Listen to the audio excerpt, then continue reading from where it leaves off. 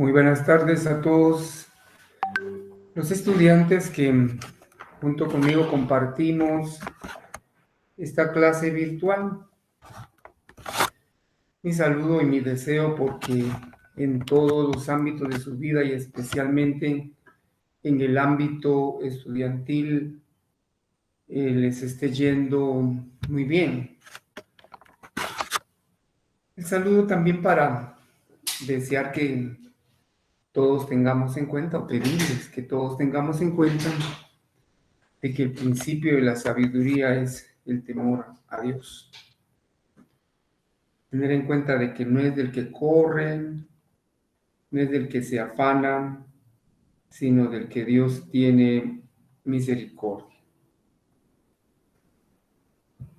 Estamos ya grabando y compartiendo nuestra clase. El objetivo de esta tarde,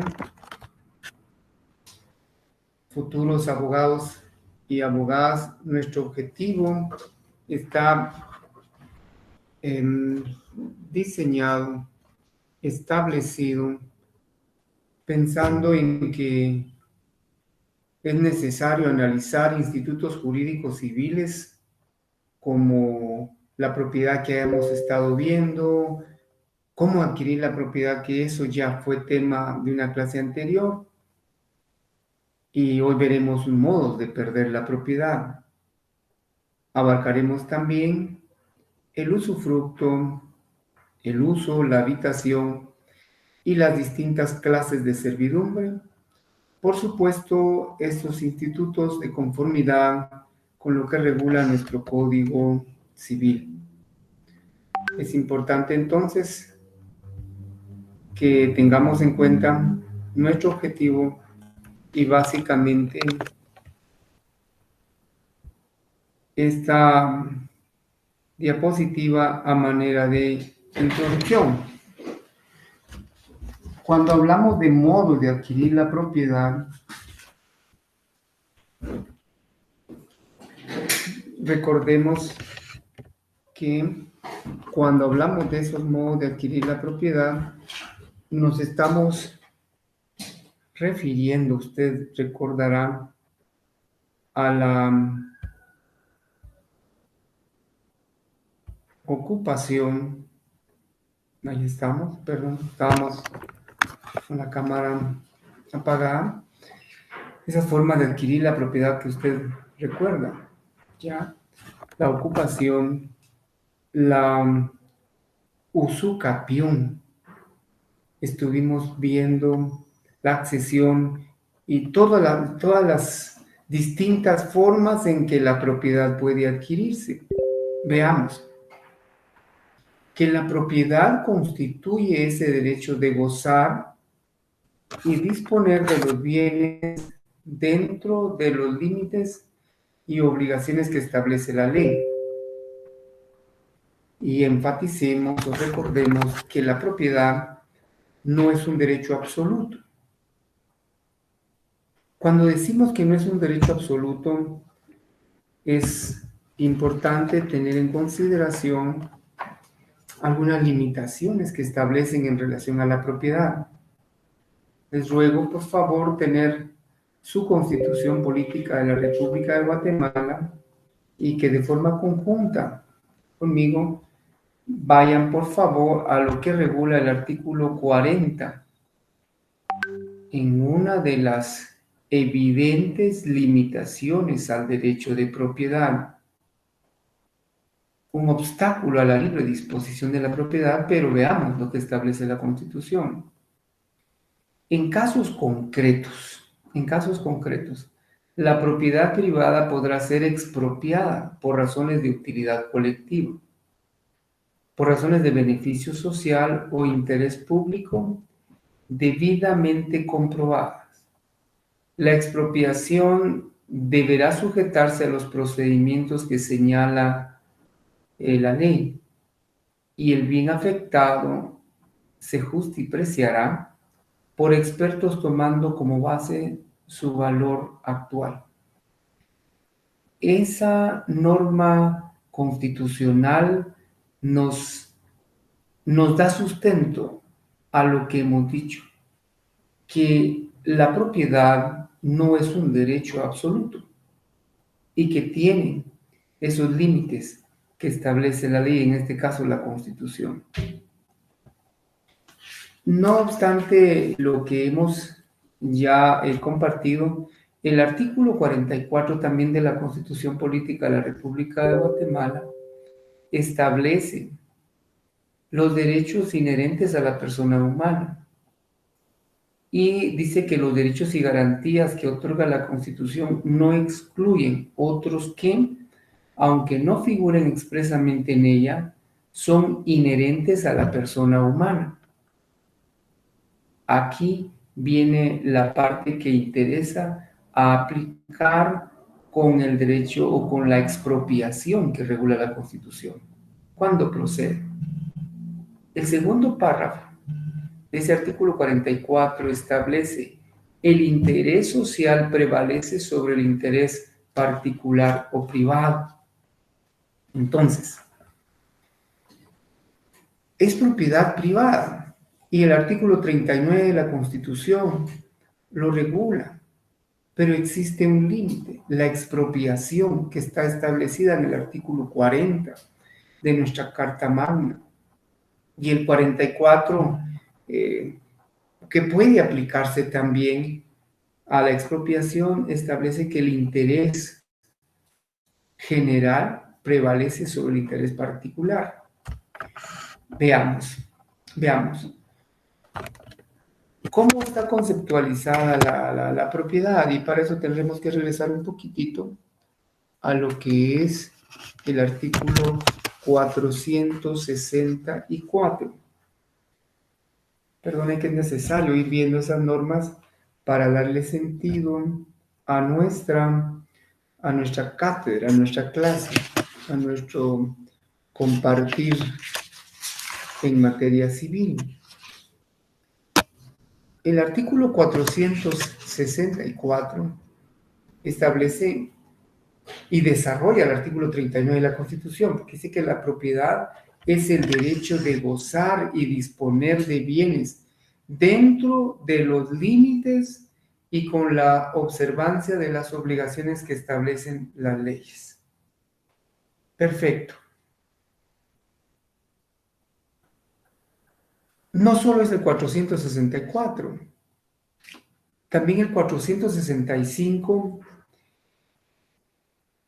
marca, por así decirlo, un límite, un tope o una barrera a la libertad o a la propiedad como derecho.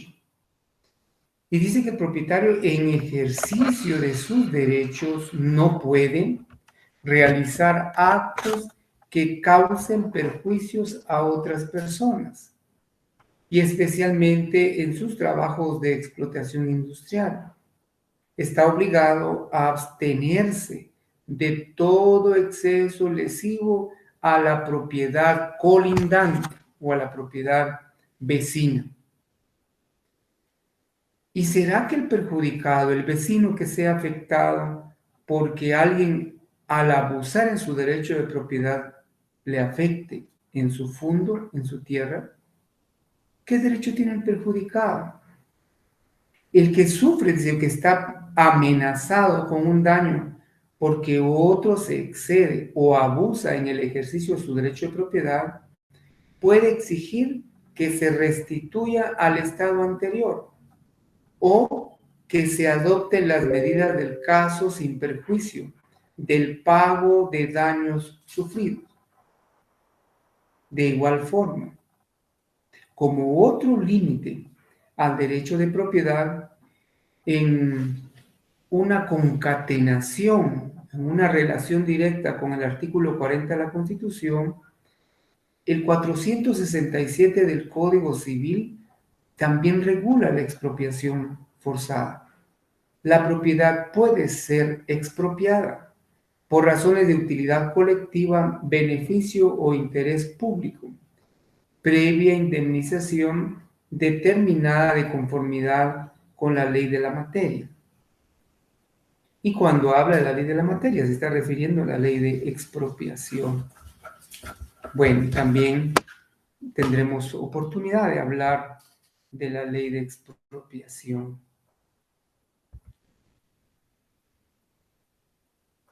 Muy bien.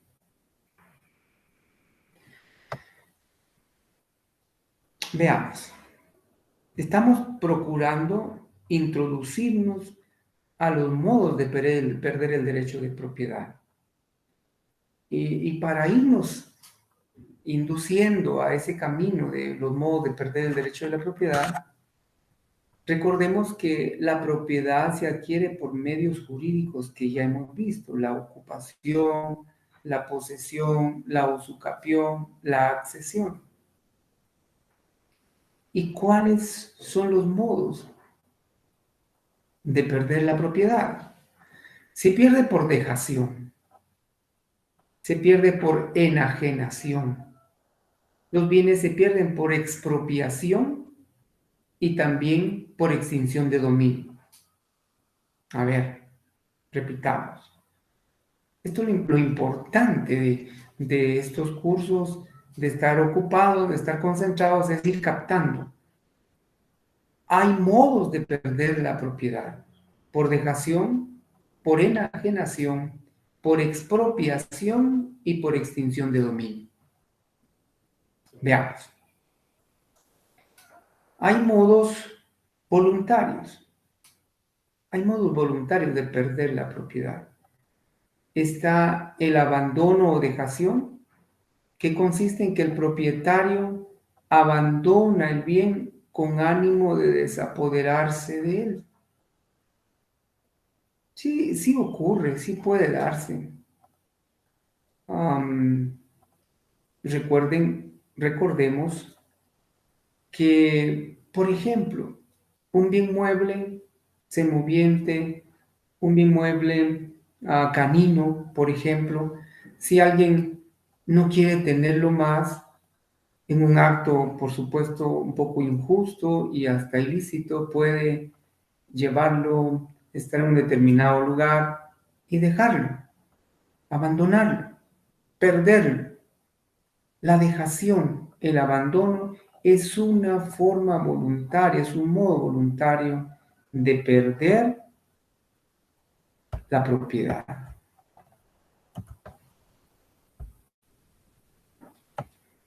Cuando hablamos de esa dejación, de la pérdida de la propiedad, del abandono, tenemos que tener en cuenta que la cosa abandonada se va a considerar cosa de ninguno.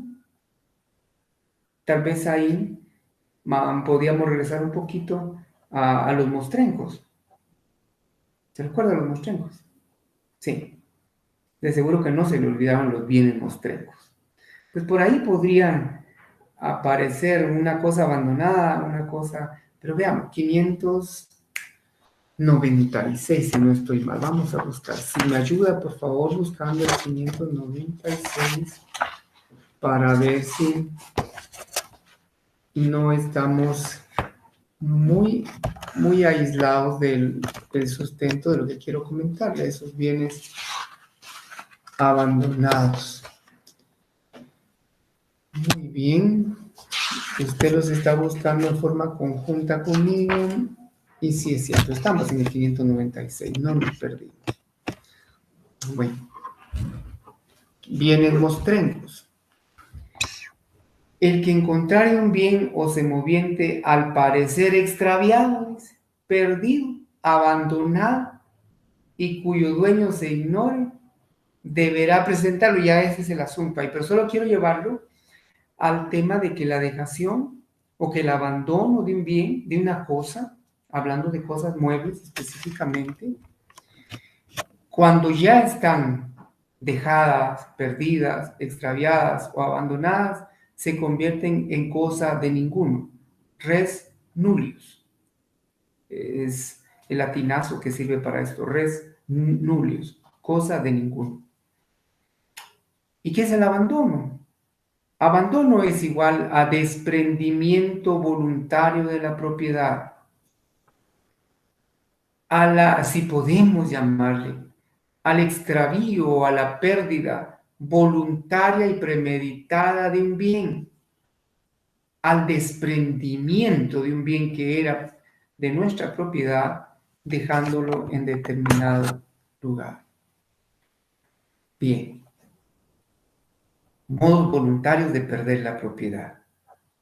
Está el abandono o dejación, está la enajenación. Enajenación es la transmisión del dominio, de la nuda propiedad, del derecho sobre la cosa, de la libre disposición sobre la cosa. Entonces, enajenar es transmitir, es trasladar el derecho que una persona tiene sobre una cosa a favor de otra. Pero eso es una cuestión voluntaria. Ese es un acto que surge de la voluntariedad, de la decisión, de la discrecionalidad de una persona que es propietario y va a ser vendedor, y de otra persona que es el adquirente o comprador. Es una forma voluntaria de perder la propiedad, enajenación. Está la compraventa, está la permuta, está la donación.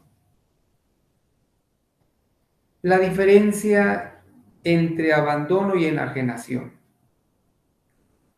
En el abandono es el ánimo de desapropiarse. Y en la enajenación es la intención de transmitir la propiedad a un tercero. Transmitir la propiedad a un tercero. Veamos, por favor. Regresemos un poquito al artículo 464 del Código Civil. Si usted me ayuda, si usted camina juntos conmigo hacia ese artículo. 464. Cuando vemos el contenido de esa norma sustantiva, hablando de enajenación,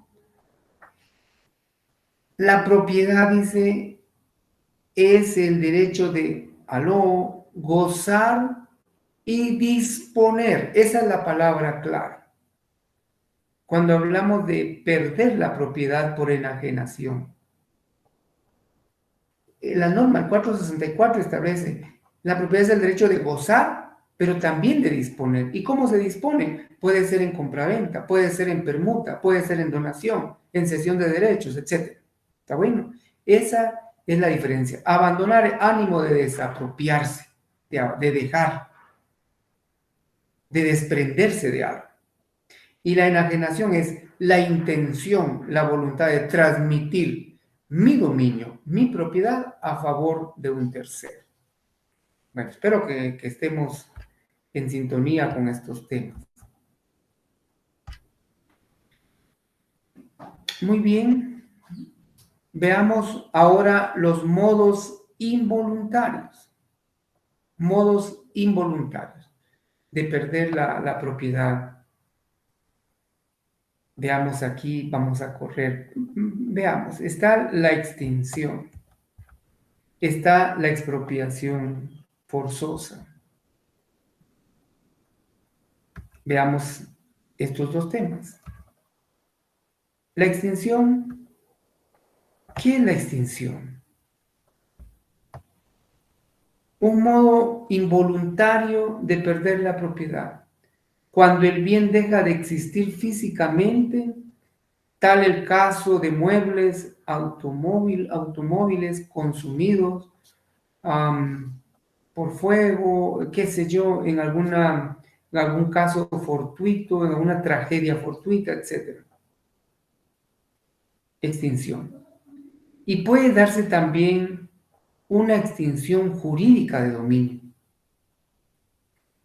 Esa extinción jurídica de dominio, que es un tema distinto, se extingue no porque se terminó la cosa o se destruyó. La extinción jurídica de dominio se da a favor del Estado y en contra de personas individuales y jurídicas que acumulan bienes con recursos derivados de actos ilícitos. A ver, por favor, si lo tiene a la mano, y si no, pues le ruego que procure buscar el decreto 5510. Ese decreto 5510, sí, 55-2010 del Congreso de la República es exactamente la ley de extinción de dominio.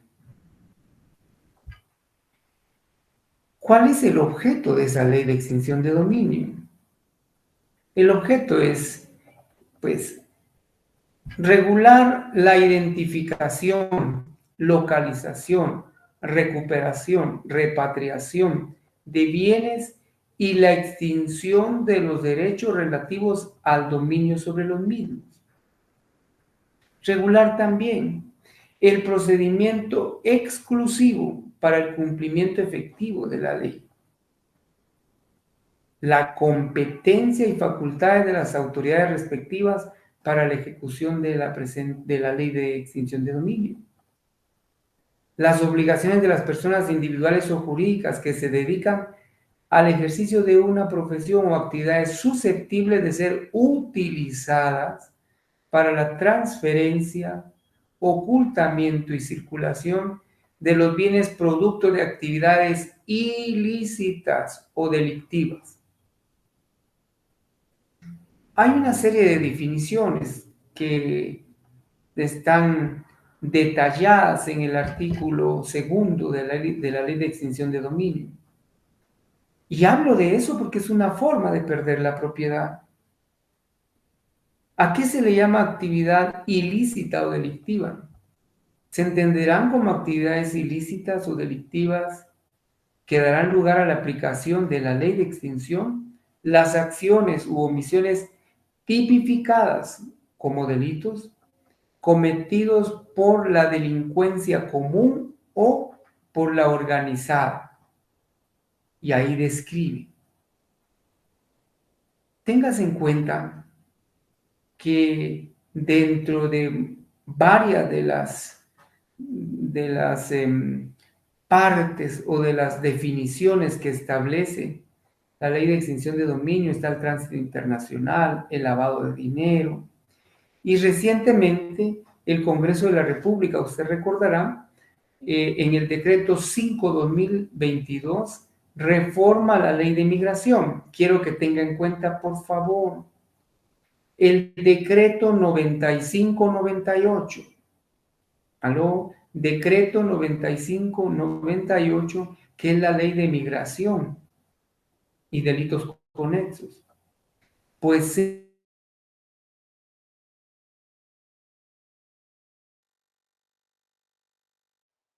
22, recordará usted, solo para traerlo a memoria, la acción contra la actividad del coyotaje, de las personas que se dedican de manera ilícita trasladar, a trasladar a ciudadanos, en este caso guatemaltecos, principalmente hacia los Estados Unidos. Pero eso, le hablo de esto porque es parte de la regulación de una forma de perder la propiedad. Quiero que veamos el artículo, si tiene usted su ley de extinción de dominio, el artículo 2 en su literal B. Establece en la literal B, bienes son todos aquellos que sean susceptibles de valoración económica, sean muebles o inmuebles, fungibles o no fungibles, tangibles o intangibles, títulos y valores, cualquier derecho real, principal o accesorio. Igualmente lo serán todos los frutos, ganancias, productos, rendimientos o permutas de estos bienes. Y habla también, o regula, mejor dicho, define bienes abandonados. Son todos aquellos bienes declarados conforme a la presente ley, declarados así, abandonados. ¿Y qué es la extinción de dominio? ¿Qué es la extinción de dominio? Es la pérdida, como ya notamos, a favor del Estado de cualquier derecho sobre los bienes que ya mencionamos y que se encuentran dentro de las causales estipuladas dentro de la ley de extinción de dominio, cualquiera que sea su naturaleza y clase, sin contraprestación ni compensación de naturaleza alguna para su titular o cualquier persona que ostente o se comporte como tal. Esas son definiciones que encuadran exactamente en nuestro tema de una manera de cómo los bienes son susceptibles de una extinción jurídica de dominio. Muy bien. Recuerde el decreto 95-98, ley de migración y delitos conexos, debe leerse, debe analizarse, al igual que la reforma contenida en el decreto 5-2022, que ya hemos platicado y enfocado. Hablamos de extinción, ahora una forma de perder la propiedad, ahora hablamos de la expropiación. Son modos involuntarios. Por supuesto que ya vimos los modos voluntarios, por dejación, por enajenación, pero los modos involuntarios de perder la propiedad, futuro abogado y abogada, futuros abogados, la extinción, ahora la expropiación forzada. El Estado dispone a adquirir un bien cuyo propietario se niega a vendérselo o pide por él un precio excesivo. Este civilista español Valverde define la expropiación forzosa. Indica que es la incompatibilidad de goce y disposición de un bien entre el propietario y la colectividad. Por lo que el Estado, previa indemnización, desapodera el dominio del particular sobre el bien en beneficio de la colectividad. Vea usted, es acción estatal, es una acción legal. Y existe regulación, por supuesto, está la ley de expropiación. Por favor, deben tener en consideración el decreto número 529. Allí está regulada la expropiación. Y el primer artículo de la ley de expropiación dice que se entiende por utilidad o necesidad pública o interés social para los efectos de esa ley todo lo que tienda a satisfacer una necesidad colectiva, bien sea de orden material o incluso espiritual. La declaración de utilidad y necesidad pública o interés social corresponde al Congreso de la República y así continuamos con esta ley, podemos ir encontrándole sustento legal a lo que es la expropiación forzosa. Puede darse también la absorción, que significa, es igual que decir despojo. Y cuando hablamos del despojo, es desapoderar de manera injusta y sin pago de un bien al legítimo poseedor y propietario. Entonces el despojo es una forma de quitar, de expropiar, de desapoderar de un bien a una persona. Veamos. En la absorción o despojo de particulares opera la desigualdad, por supuesto. Porque el expropiado aporta mayor patrimonio al Estado en comparación con los demás no afectos. ¿Por qué? Porque, valga la redundancia, hay una persona a quien se le sacrifica desapoderándole una parte de su propiedad. ¿Para qué? Para beneficiar a un grupo significativo a los que se les llama beneficiarios porque a ellos es a quien va destinado el uso y goce de esa fracción que ha sido expropiada. Pero creo que es necesario tener en cuenta también en la absorción o despojo que puede darse el despojo judicial. Puede darse el despojo judicial. ¿Y cómo? ¿Cómo ocurre eso? ¿Cómo es posible que sea un despojo judicial?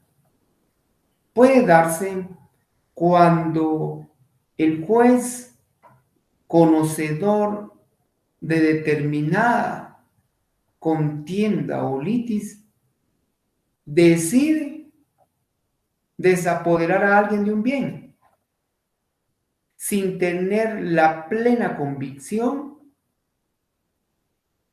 de cuál es el derecho que realmente le asiste a los interesados en el despojo. Pero ocurren despojos judiciales. Voy a referirle uno, que si bien es cierto se trataba de un asunto penal por una supuesta usurpación de aguas, resulta que el titular del derecho es dueño de un terreno enorme, bueno, grande, de 20 y pico de cuerdas. Y dentro de ese terreno hay un nacimiento. Ese nacimiento es el que abastece de agua a una comunidad de unos 16,000 habitantes. Contra ese derecho hubo una denuncia porque el agua, el exceso de agua que de esa propiedad salía y pasaba por un predio contiguo, era aprovechado por otras personas con fines económicos en una actividad, en una supuesta actividad de riego. Cuando el dueño del nacimiento decide la recaptación del agua para abastecer a la comunidad beneficiaria del servicio para consumo humano, el agua que discurría, el exceso de esa agua ya no pasó por el predio contiguo. Plantean denuncia por usurpación. Se demuestra que existe el nacimiento, pero está en propiedad del presunto sindicado. Se demuestra que el nacimiento está a una distancia muy considerable del lindero hacia adentro del terreno del propietario. No obstante, está probada la propiedad del inmueble, la propiedad del agua dentro del inmueble. Aún así, un juez ordena, como usted lo oye, a que esa agua tenga que quitarse, le voy a usar ese término coloquial, asignársele al supuesto agraviado a quien estaba reclamando el agua que discurría o que corría por el terreno de él, a él hay que asignarle 12 horas de consumo de esa agua. Y al propietario se le dejan 12 horas con la siguiente diferencia. Al que denunció que ya no pasaba el agua por su terreno, 12 horas. ¿A qué hora va a regar? De noche. Al dueño del terreno, para poder proveer de agua a habitantes, a 16,000 habitantes para consumo humano, de día tiene que usar el agua, 12 horas.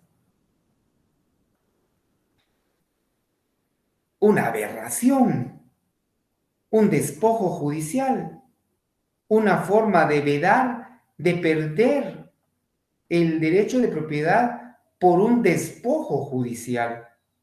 Y vea usted, se le dice al supuesto agraviado que riegue agua de noche y entonces nosotros sabemos que los tanques de captación en la mayoría de pueblos de Guatemala, el servicio de agua se suspende en el día. Hay agua unas 4, 5 horas, 11, 12 del día, ya no hay agua. ¿Por qué razón? porque se utiliza toda la tarde y la noche para que los tanques de captación vuelvan a tener el caudal suficiente para poder distribuir a los usuarios. Y si ya el juez ordenó que se riegue el agua por la noche en favor de una persona que se dedica a fines comerciales y para regar, ¿de qué agua van a disponer o disponen ahora los perjudicados con ese despojo judicial? Ese es despojo judicial. Decisiones no bien mensuradas, decisiones un poco aisladas, no, sin sentido común, eso lo digo a título particular. Y así como ese caso, hay muchos más donde se ha incurrido o se puede incurrir en despojo judicial, licenciado, ¿y eso tiene algún fundamento de derecho? Por supuesto, por supuesto. Por favor, tenga en cuenta lo que regula el artículo 257 del Código Procesal Civil y Mercantil. He mencionado varios artículos, varios decretos que tienen que ir leyendo. Procede también el interdicto de despojo cuando el juez haya privado a alguno de su posesión sin previa citación y audiencia, pero en juicio civil. ¿Ok? Esa es una forma de perder la propiedad por despojo judicial. La agrega, por favor. Entonces ahora veamos que la expropiación, regresemos al tema de expropiación propiamente dicho. Va al artículo 40, por favor. El artículo 40 de la Constitución Política de la República de Guatemala regula lo de la expropiación. Está la ley de expropiación que ya le mencioné, el decreto 529 y el decreto 306 también, porque hay una exención a pago de impuestos para todas las acciones que se den en relación a la expropiación. El Código Civil, para ser claros, no se refiere expresamente a modos de perder la propiedad. No hay un apartado, algún capítulo, algún título que se refiere específicamente a eso.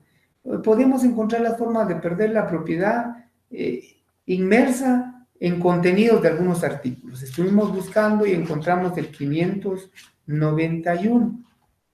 Por favor, si son tan amables, futuros abogados y abogadas.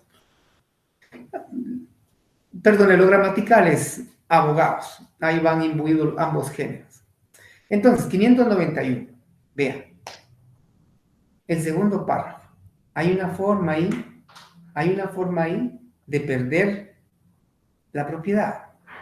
En el segundo párrafo.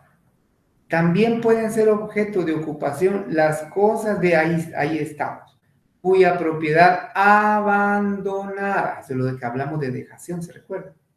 Voluntariamente su dueño. Pueden ser objeto de ocupación las cosas cuya propiedad haya sido abandonada voluntariamente por su dueño. Vale. 596. Porque no hay un título, le digo, que en el Código Civil que diga formas de perder el derecho de propiedad. Yo no lo he encontrado. Si usted lo encuentra, me ayuda alguna vez. 596. Ahí estamos del tema que hemos hablado de los mostremos. Usted no se le olvida los mostrecos, ¿verdad? Esos famosos bienes muebles. El que encontrare un mueble o semoviente, al parecer extraviado, ¿ve? Dejación. Dejación. Y luego nos vamos al 637. Vean, en qué parte de los supuestos de esa norma está la manera o el modo de perder la propiedad? La posesión registrada, 637, Código Civil, de un inmueble, una vez consumado el término de 10 años desde la fecha de la inscripción del título en el registro de la propiedad, se convierte en inscripción de dominio. Bueno, ¿Se tramita una diligencia de titulación supletoria? Perfecto. ¿Se inscribe en el registro de la propiedad? Muy bien. A partir de la fecha que está inscrito ese bien en el registro de la propiedad, ¿se convierte en qué? En inscripción de dominio, en nuda propiedad. Aló, aquí está la parte donde se pierde el derecho de propiedad. Y puede oponerse a cualquier otra inscripción de propiedad relativa al mismo bien. Ah, usted es dueño de un bien inmueble, está inscrito en el registro de la propiedad, usted se va a los Estados Unidos, deja su bien, llegó el compadre, el vecino, el amigo o el aprovechado, se posesionó del terreno, con o sin el consentimiento suyo, titula ese terreno, lo inscribe en el registro. 11 años después de que está inscrito en el registro, usted viene de Estados Unidos y quiere reclamar ese bien, ya no se puede. Perdió el derecho de propiedad. Porque el artículo 637 del Código Civil establece esa forma de perder la propiedad. ¿Ve? Así hemos ido viendo, así he ido viendo, buscando cómo puede perderse la propiedad, cómo pueden encontrarse esos temas en el Código Civil si no existe un título relativo específicamente a ese tema. Bueno, continuemos. Vamos a ingresar ahora a platicar de otros derechos reales de mero goce.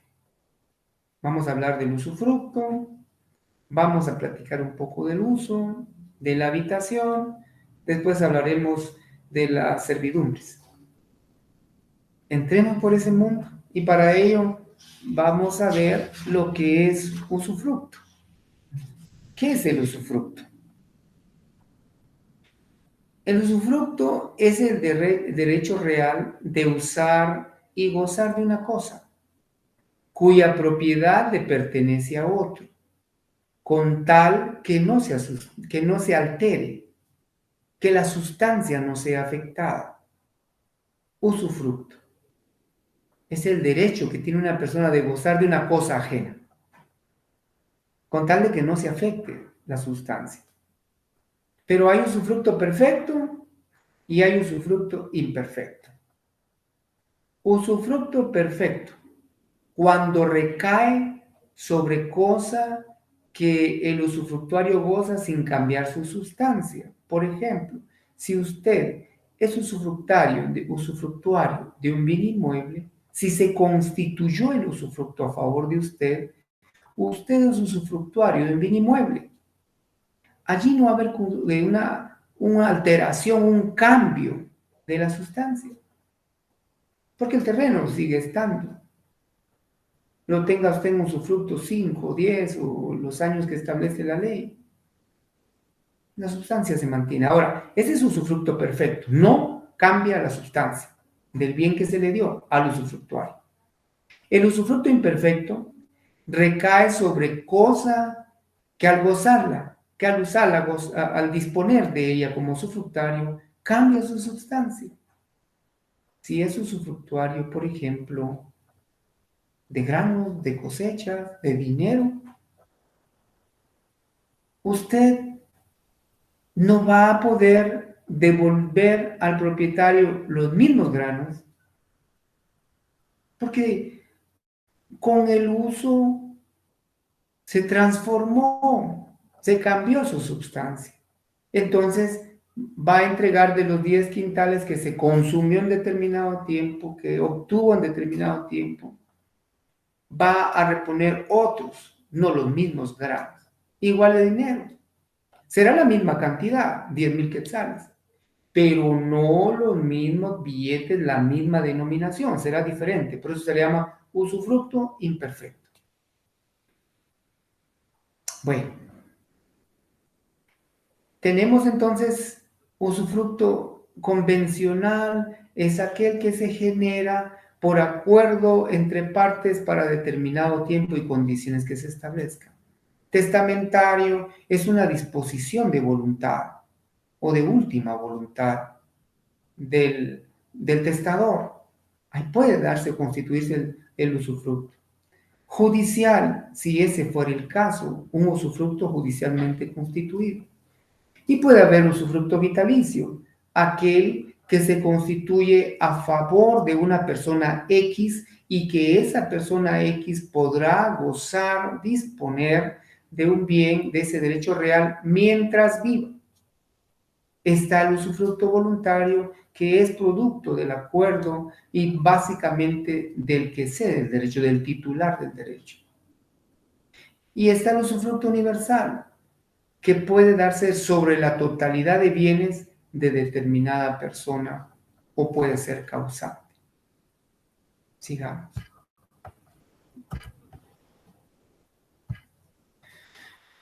Realmente se deleita uno con estos temas, pero hay que avanzar un poquito. Extensión del usufructo. ¿Hasta dónde abarca? ¿Qué es esto? ¿Qué pertenece al usufructuario? ¿Qué abarca, alcanza el usufructo?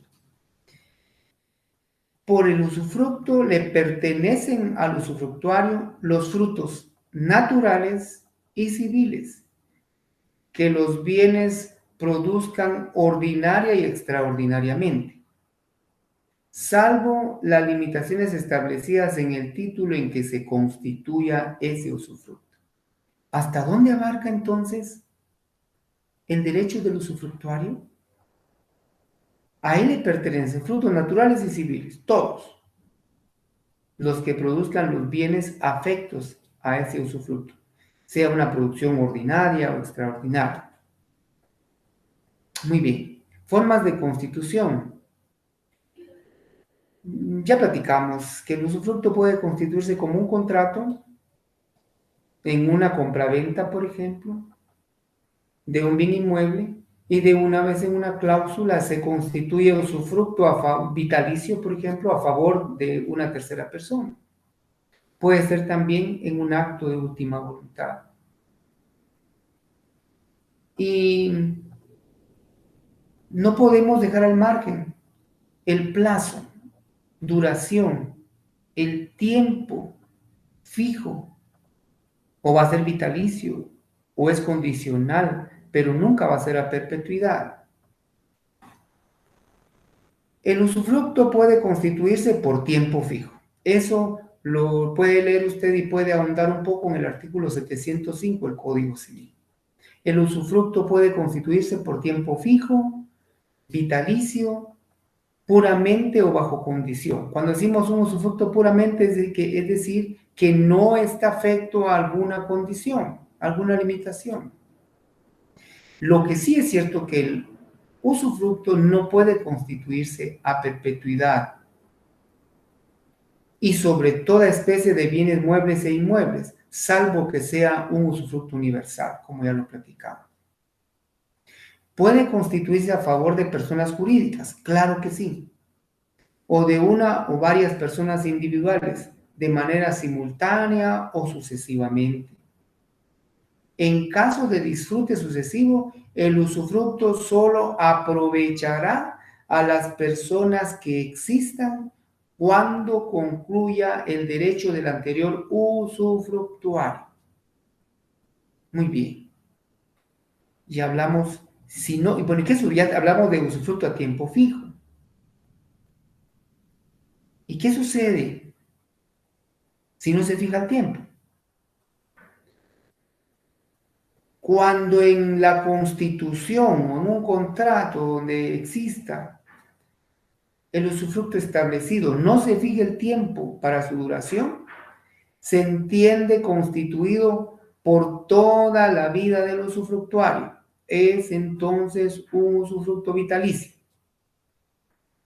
El usufructo que no sea vitalicio y el constituido a favor de personas jurídicas no podrá exceder de 30 años. ¿De cuántos años? De 30 años, si no es vitalicio. ¿Puede ser de hasta 50 años? Sí, si se tratare de bienes nacionales. Si son bienes nacionales, el usufructo puede constituirse incluso hasta por 50 años. Muy bien. Usufructo sin derecho a acrecer. Esto de acrecer, cuando leemos la norma, usted puede leer en el artículo 707, dice, si se constituye el usufructo a favor de varias personas simultáneamente, sea por herencia o por contrato, no hay derecho de acrecer si el constituyente no lo ha establecido clara y expresamente. No hay derecho de acrecer. ¿Qué significa eso? Que no hay facultad de aumentar su herencia añadiendo parte de otro heredero que renunció. Si hay varias personas, existe un usufructo sobre el bien de esas personas, A, B y C. El señor X, que es el usufructuario, él puede disponer de ese usufructo de la persona A, porque ella fue quien constituyó usufructo a favor de don X. Pero si se muere don B, no hay la posibilidad de que venga don X y diga, bueno, ahora me corresponde también el usufructo sobre el terreno de don B o de don C. No existe, no hay esa facultad de aumentar ese derecho porque el artículo 777 establece esa limitante, salvo que el constituyente no lo haya establecido de forma clara y expresa. Muy bien, veamos derechos del usufructuario. El artículo 709 le establece cuáles son los derechos del usufructuario. Los frutos pendientes al tiempo de comenzar el usufructo pertenecen al usufructuario. ¿A quién le pertenecen los frutos? Esos frutos naturales pendientes al tiempo de comenzar el usufructo empieza ahora. Ya hay un cultivo en crecimiento, pendiente de producción. ¿A quién le corresponden esos frutos? ¿Al propietario o al usufructuario? La ley establece que esos frutos le corresponden al usufructuario. Muy bien. Obligación del usufructuario a restituir. ¿Qué es lo que tiene que restituir? Veamos. El artículo 713 del Código Civil. Si el usufructo comprende cosas que no pueden usarse sin consumirse, aló, si el usufructo comprende cosas que no pueden usarse sin consumirse, el usufructuario está obligado, ahí está la obligación, a restituir esa cosa en igual género, trigo por ejemplo, maíz por ejemplo, persea americana por ejemplo, aguacates, en el mismo género, cantidad y calidad. Y si esto no fuere posible, tiene que pagar su valor. Por supuesto, si se estimó el valor al momento de constituir el usufructo, pues ese valor ha de pagarse. Y si no se hubiese estimado, entonces se hará el pago atendiendo el precio corriente al momento de cesar el usufructo. Bien, con su permiso.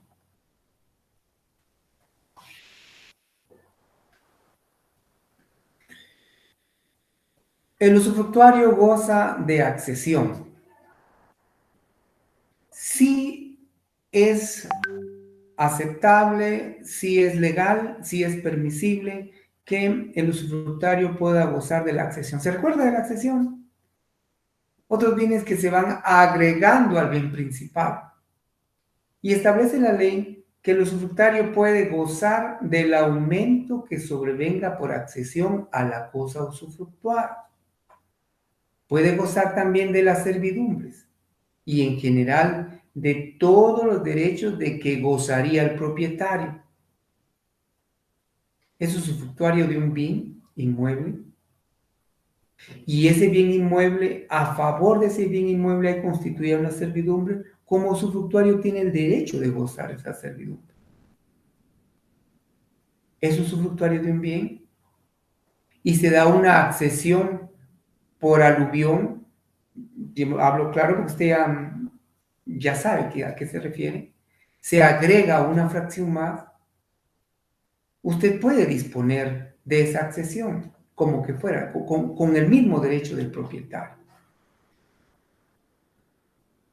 Enajenación y cesión del usufructo. ¿Se podrá? Veamos.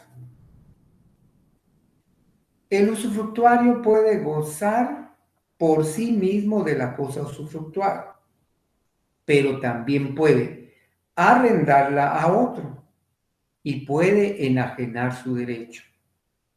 Que sí se puede enajenar el derecho de usufructo, salvo lo que establece en el artículo 708, es decir, salvo el derecho de los acreedores, que si uno va a enajenar el derecho de usufructo que tiene sobre un bien solo para no pagar una deuda, hay afecto a acreedores. Entonces, eso no lo permite la ley. No es posible enajenar un derecho que tengo o que mantengo en usufructo. El fruto de un bien que mantengo en usufructo no lo puedo enajenar si mi intención es no cumplir con una obligación preexistente.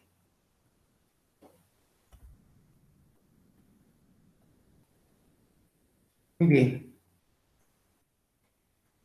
Otro tema, obligaciones del usufructuario, pues el artículo 720 establece las obligaciones del usufructuario hasta el 725. El usufructuario tomará las cosas en el estado en que se encuentren, pero no podrá entrar en posesión, de ellas sin haber o hacer inventario de los muebles y sin describir el estado de los inmuebles con citación de los propietarios.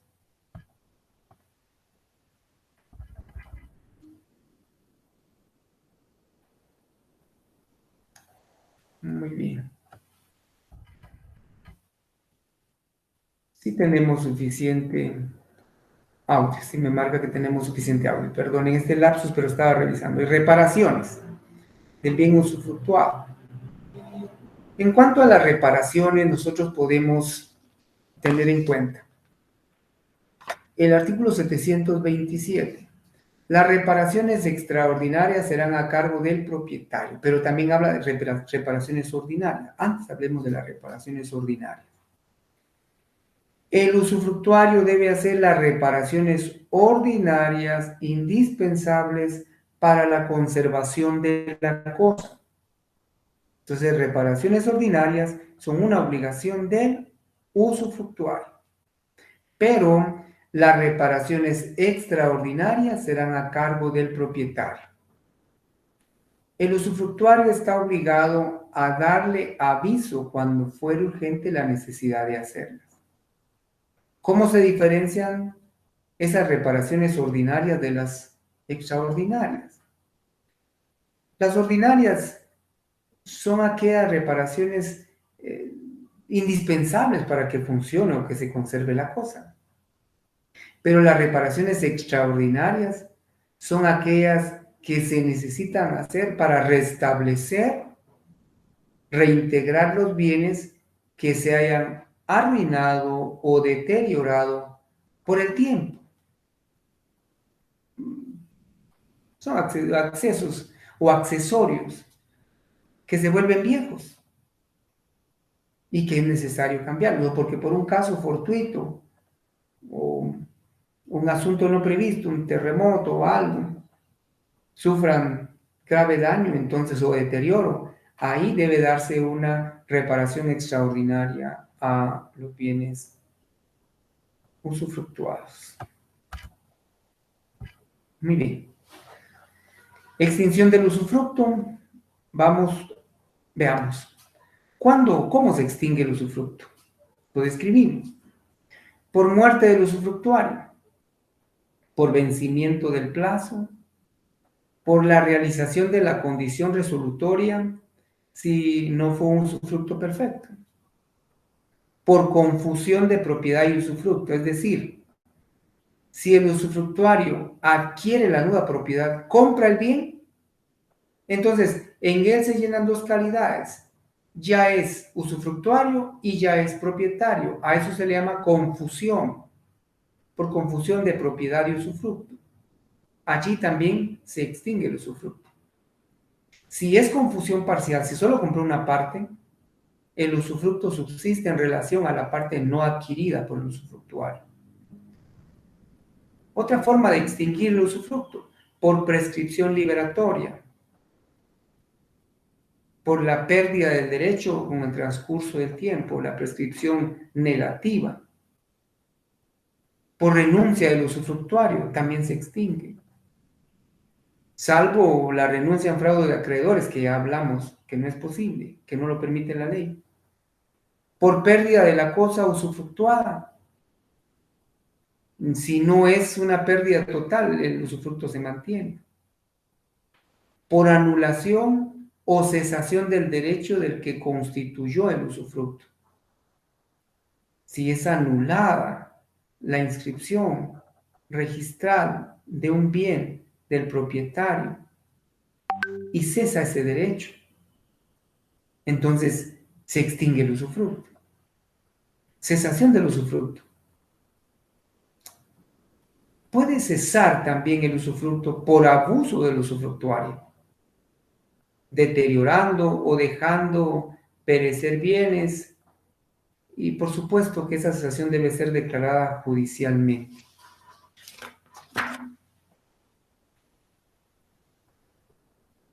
La ley establece, el artículo 739 del Código Civil, también puede cesar el usufructo por el abuso que el usufructuario haga de su derecho, deteriorando los bienes o dejándolos perecer por falta de reparaciones ordinarias. En este caso, la extinción del usufructo no procede de hecho, sino que debe ser declarada por resolución judicial. También puede optar el propietario en el mismo caso.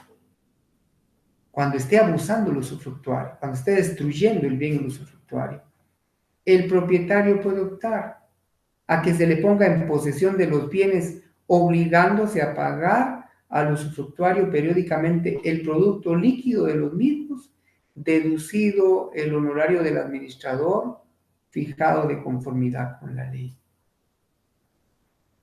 Ya hablamos de la cesación, veamos la destrucción del usufructuado. Si el usufructo estuviere constituido sobre una finca de la que forma parte un edificio y éste llegare a perecer,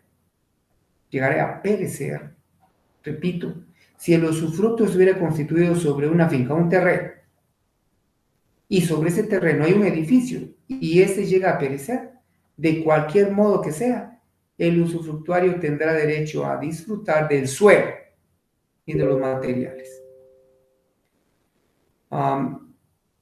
También podemos hablar de impedimento temporal. El impedimento temporal, por caso fortuito o fuerza mayor, no extingue el usufructo, ni da derecho a exigir indemnización del propietario. No puede gozarse de la cosa que se está usufructuando por algún daño que lo inutiliza por un caso fortuito o de fuerza mayor. El usufructo a término, ¿qué significa?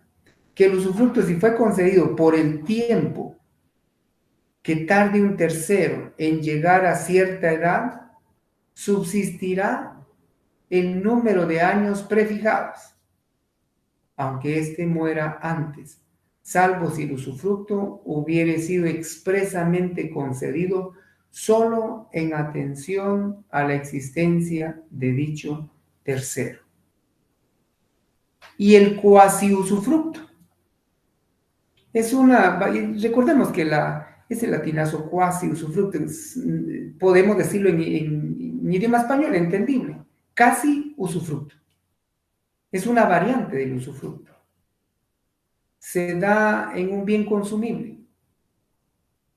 con obligación de devolverlo en igual género, calidad y cantidad. Entonces podemos llamar, cuando se trata de bienes muebles, de bienes que se extinguen, se afecta su sustancia con el uso, le vamos a llamar cuasi usufructo. Solo que la obligación del usufructuario es ya no devolver el mismo maíz que le dieron hace 20 años y que consumió hace 3 años, por decirle algo. Tiene que devolver el mismo género, la misma calidad y la misma cantidad.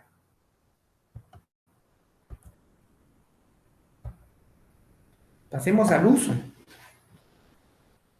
Uso es el derecho real de mero goce. Consiste en gozar de la cosa ajena. Es similar al usufructo, con la diferencia que es más pequeño el ámbito o espacio que ocupa. El usufructo recae sobre todo el bien y el uso se limita en cuanto abaste a la necesidad del usuario y su familia, con potestad o facilidad para vivir allí. Un ejemplo de uso son los trabajadores temporeros. Cuando van a las zonas costeras a trabajar en las fincas, a esos trabajadores temporales o temporeros se les asigna un espacio en terrenos de la finca que es suficiente para que ellos puedan vivir y su familia. Eso es el uso. Pero hay diferencias. El usufructo abarca todo el bien. El uso se limita solo a lo necesario para que el usuario y su familia pueda disponer. Muy bien. El usufructo puede enajenarse y arrendarse, el uso no. Bueno, esto quiero, por favor, que lo tengan en cuenta. El usufructo es personalísimo, porque puede gozar, disponer, puede venderse el usufructo, el derecho de usufructo. El uso no. El uso no puede venderse, es solo para poder cubrir necesidades del usuario y la familia.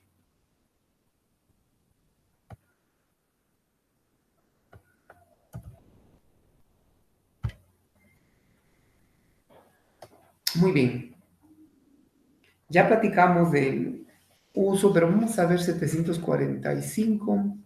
El uso da derecho de servirse de cosa ajena o de aprovecharse de los frutos de ella, en cuanto basten, la palabra clara, a las necesidades del usuario y la de su familia.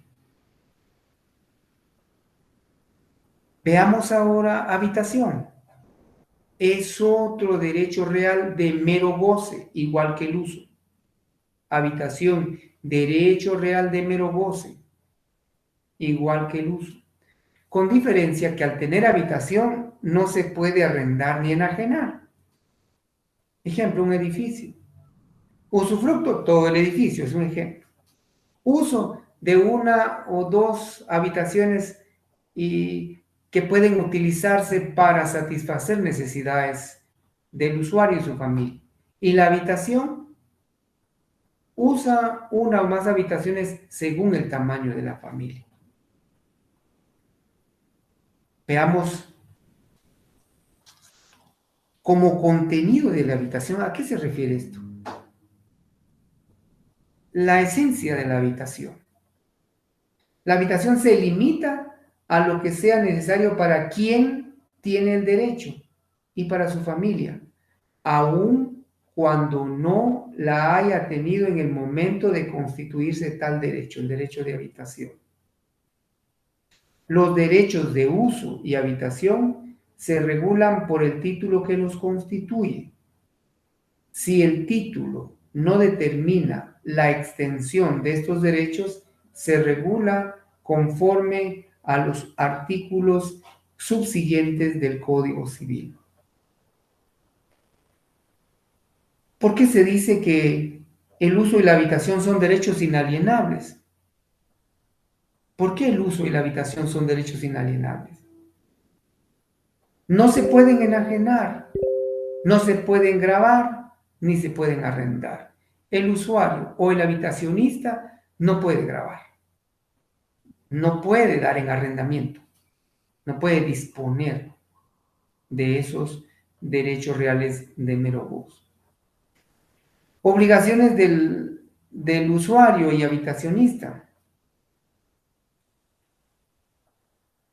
Realmente, para gozar de los derechos de uso y habitación debe prestarse previamente una garantía y hacerse un inventario y describir el estado de los inmuebles, con citación del propietario. En cuanto a la garantía, rigen las mismas prescripciones que para el usufructo. Los derechos de uso y habitación se establecen y se pierden con las mismas disposiciones, de la misma forma, de la misma extinción que se establece para el usufructo. Obligaciones del usuario y habitacionista.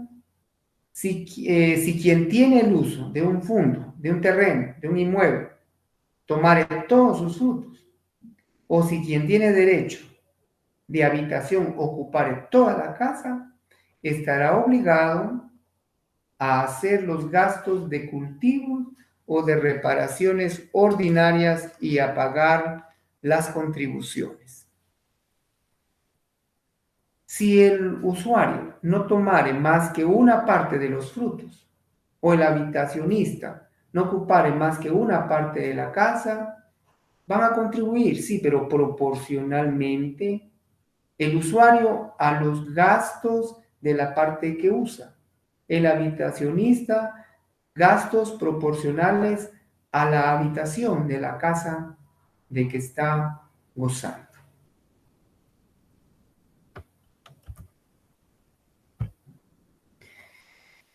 Las servidumbres, vamos a correr un poquito. Las servidumbres son gravamen impuesto sobre un predio para uso de otro de distinto dueño o para utilidad pública. En las servidumbres existen dos clases de predio, el predio dominante y el predio sirviente. El predio dominante es el predio a cuyo favor se constituye la servidumbre. Y el predio sirviente es el que soporta la servidumbre. Veamos la clasificación. Clasificación de las servidumbres. Se clasifican en continuas o discontinuas, aparentes o no aparentes. Las continuas existen, su uso es o puede ser incesante, sin intervención de un hecho actual del hombre, o sea, son evidentes.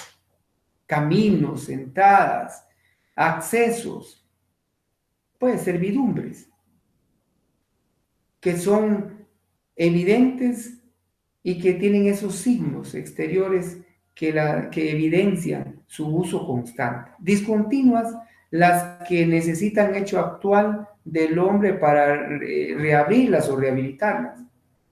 Un acceso, una servidumbre. Discontinua es aquella en la que se necesita volverla a trazar, volver a reabrir para poder habilitarla y utilizarla como tal.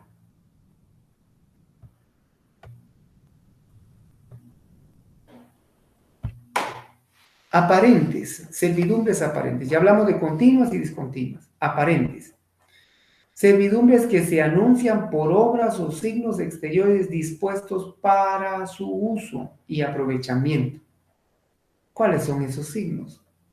Cercos, taludes, cortes que se hacen a las orillas de la carretera o del camino, que evidencian la existencia de esos senderos. Esas son las servidumbres aparentes. Hay obras o signos que evidencian su existencia, no son discutibles. No aparentes, las que no presentan signos exteriores contrarias a las aparentes. No hay esos signos exteriores, esos trazos, esos senderos bien delimitados. Inseparabilidad de la servidumbre. Si un bien inmueble es un predio dominante, a cuyo favor se constituyó una servidumbre, la servidumbre no puede separarse del bien inmueble a quien sirve. Indivisibilidad de la servidumbre. Pongámosle un poquito de atención. Las servidumbres son indivisibles. Pero ¿qué pasa? Si se divide el predio sirviente, el predio que le sirvió para constituirse. Cada una de las porciones en que se divide ese predio sirviente tiene que soportar la parte de la servidumbre que pasa por allí. Y si se divide el predio dominante, cada propietario de este puede usar la servidumbre, pero no alterarla, pero no gravarla. Las servidumbres pueden ser voluntarias y legales, sí, sí es cierto. Las servidumbres se dividen también dependiendo de la situación natural de los predios, de las obligaciones impuestas por la ley, y por lo mismo pueden ser o voluntarias o pueden ser legales. Las servidumbres que tienen por objeto el interés de los particulares pueden ser establecidas, derogadas o modificadas por la voluntad de estos, siempre que tengan capacidad para disponer de sus bienes. Lo concerniente a las servidumbres legales establecidas para utilidad pública o comunal se regirá por las leyes y reglamentos especiales y en su defecto por las disposiciones de este título. Veamos una servidumbre legal de paso, como ejemplo. Se constituye una servidumbre legal de paso aquella que a solicitud del propietario de un terreno enclavado, explico, terreno enclavado es aquel inmueble que no tiene salida a la vía pública, que hay que estar pidiendo permiso con los propietarios.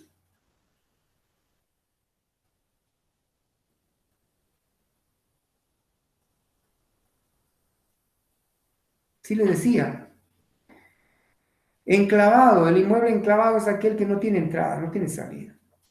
Entonces, ¿podrá el propietario de ese bien solicitar judicialmente que se constituya una servidumbre? Sí, se va a constituir una servidumbre legal de paso.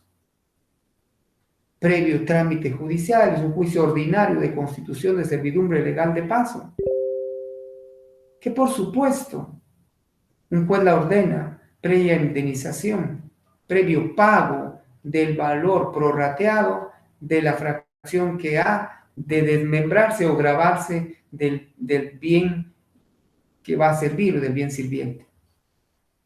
Bien, pero sigamos. Servidumbres de acueducto son aquellas que graban un predio por donde pasa la conducción de agua, donde pasa tubería. ¿En qué casos se imponen?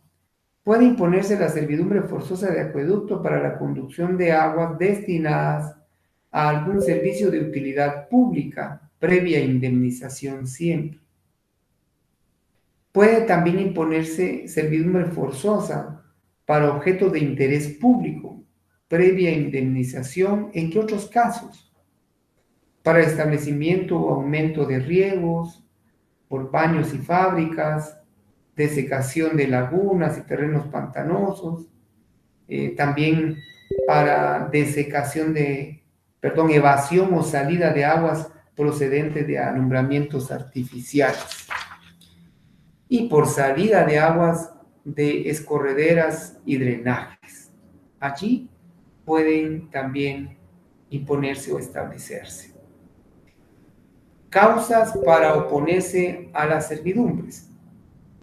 El dueño del terreno sobre el que existe la posibilidad de gravar o imponer una servidumbre forzosa podrá oponerse. ¿Pero por qué causas? Por pretenderse construir acequias descubiertas que sean perjudiciales a la calidad de su agua. Porque esa servidumbre o acueducto puede ser peligrosa para el terreno del predio sirviente cuando se intente utilizarla para objetos de interés privado. Y puede oponerse el dueño de un terreno donde quiera constituirse una servidumbre de acueducto también, por poderse establecer sobre otros predios con iguales ventajas. Hay otros terrenos. Está el terreno de un A, B, C. Ah, pero quieren afectar al terreno del señor D. No, ahí también puede oponerse. Y así. Obligaciones de quien promovió esa servidumbre.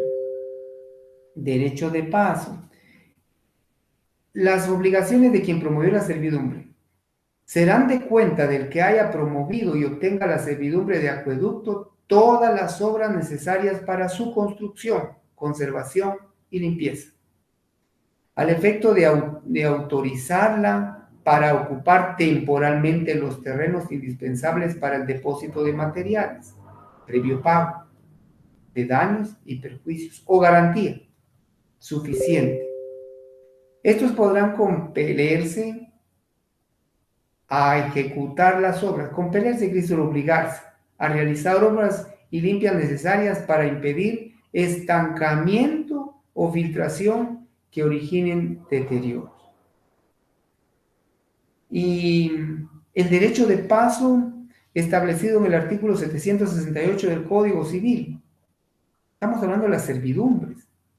A la servidumbre forzosa de acueducto es inherente el derecho de paso por sus márgenes para su exclusivo servicio. Servidumbres de acueducto. Están las servidumbres de estribo. Veamos las facultades del dueño del predio sirviente en el artículo 772.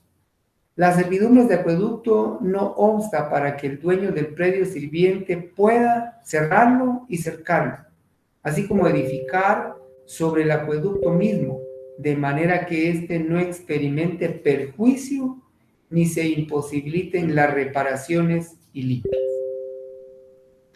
Digamos, por favor, estamos ya por concluir. Y estamos viendo lo del predio enclavado, que ya les comenté, un terreno, un inmueble que no tiene entrada ni salida. El pago al predio sirviente por donde va a pasar. La prescripción, cuando prescribe el derecho a la servidumbre, si es que pueda darse. El predio obligado, veamos por favor lo del predio obligado. Antes de abarcar lo del predio obligado, veamos lo de esa indemnización del predio sirviente. Indemnizar es pagarle al dueño del bien donde va a pasar la servidumbre el valor que se va a estimar por un experto, por un valuador autorizado. Por supuesto, dentro del trámite respectivo. La prescripción. La acción para reclamar esa indemnización es prescriptible, pero aunque prescriba, subsistirá, se mantendrá la servidumbre obtenida. El predio obligado, si hay necesidad para un predio enclavado de constituirse una servidumbre, establece la ley. Si hubieren varios predios por donde pueda darse el paso, el obligado a la servidumbre será aquel por donde fuera más corta la distancia. Si esta fuera igual, por dos o más predios, el juez designará cuál de estos predios ha de dar paso y cuál es el ancho de la servidumbre. La servidumbre de paso es del ancho de este que sea lo suficiente para cubrir la necesidad del predio dominante, a juicio del juez. Pero no puede ser mayor de 6 metros ni menor de 2 metros, sino por convenio entre los interesados. De 2 a 6 metros es el ancho y puede variar atendiendo convenio entre interesados. Muy bien.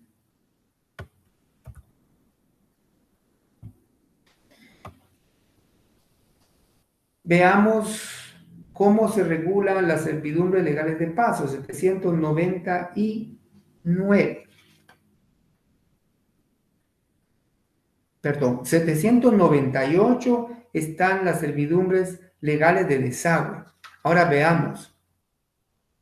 El artículo 799 regula las servidumbres voluntarias. Regula las servidumbres voluntarias y establece que el ejercicio y extensión de las servidumbres establecidas por la voluntad del propietario se regulan por los respectivos títulos y, en su defecto, por las disposiciones de este capítulo del Código Civil. Servidumbres en predio común. Si fueren varios los propietarios de un predio, no se podrá imponer servidumbre sino con el consentimiento de todos. Solo puede constituirse la servidumbre sobre un predio común cuando exista el consentimiento de todos los copropietarios o condueños. ¿Qué es una servidumbre en propiedad resoluble? 802, Código Civil.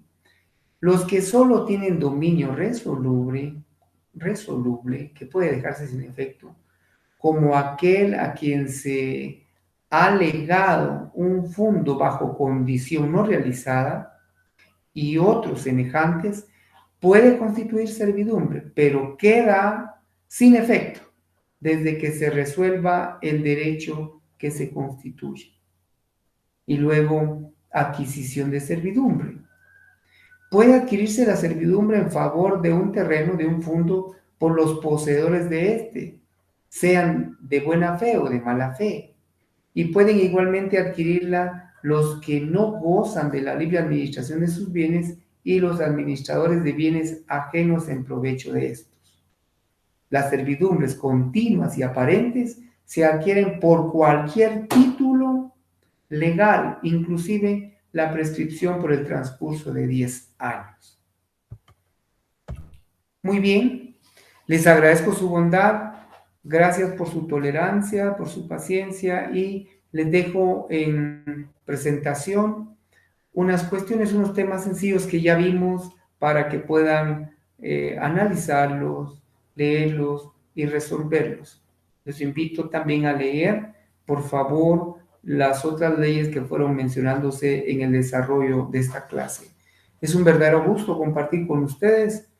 Nos deleitamos realmente hablando de estos temas y espero que usted también se deleite reescuchándolos, ampliando su lectura, viendo algunos temas que hay que enmendar si es necesario, pero bueno, el esfuerzo de ustedes tendrá su recompensa. Dios los bendiga, muy buenas tardes y por favor copien estas cuestiones para resolverlas. Muchas gracias.